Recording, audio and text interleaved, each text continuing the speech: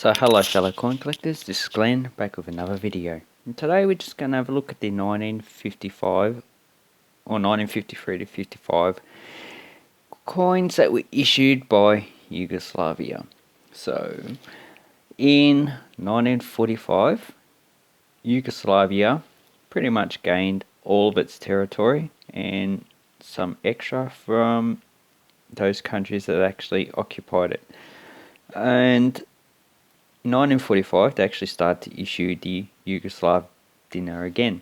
So here is the highest coin they actually issued, which is a 5 dinara, and here I have a Albanian coin, 5 leek, which is pretty much the same size and weight as the 5 dinara, except it's not reeded, but the design's pretty much the same.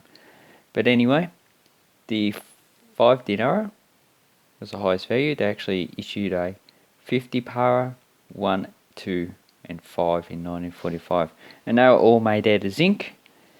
And these coins down below, 1953, they actually introduced them as aluminium coins, as you can see there. And they're actually, it's a bit of a hard set to actually get with all the coins. Most of these I actually had to get individually. Like I actually brought these ones together without the 50, and before I actually brought a set without the 1, so they're actually not too easy to get together.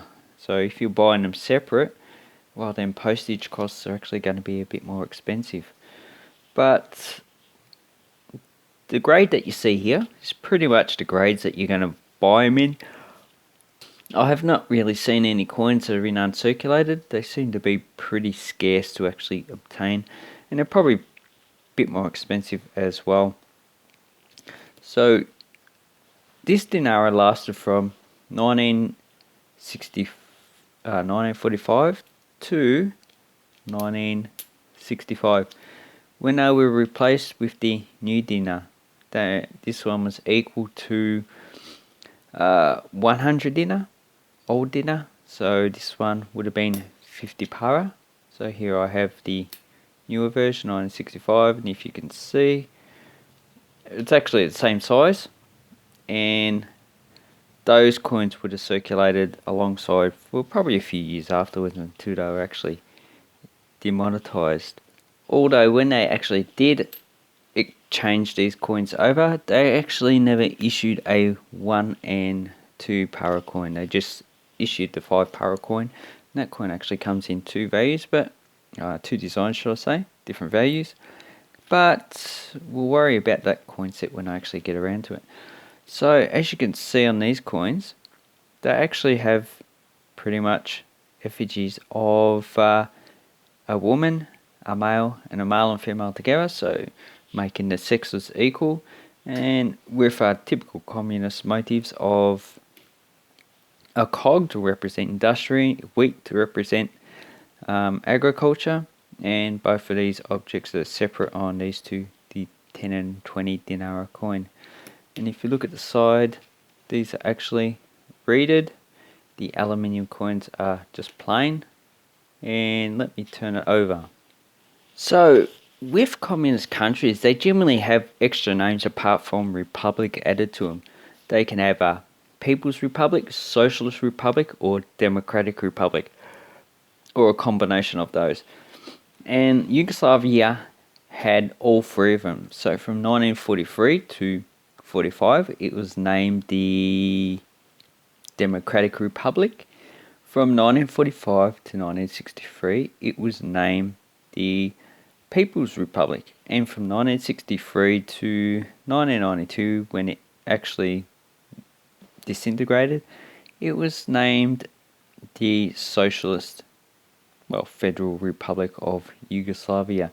And you can see here, these coins generally have Cyrillic on one denomination, and they have Latin on the other. So Federal Naroda is People's Republic, Yugoslavia.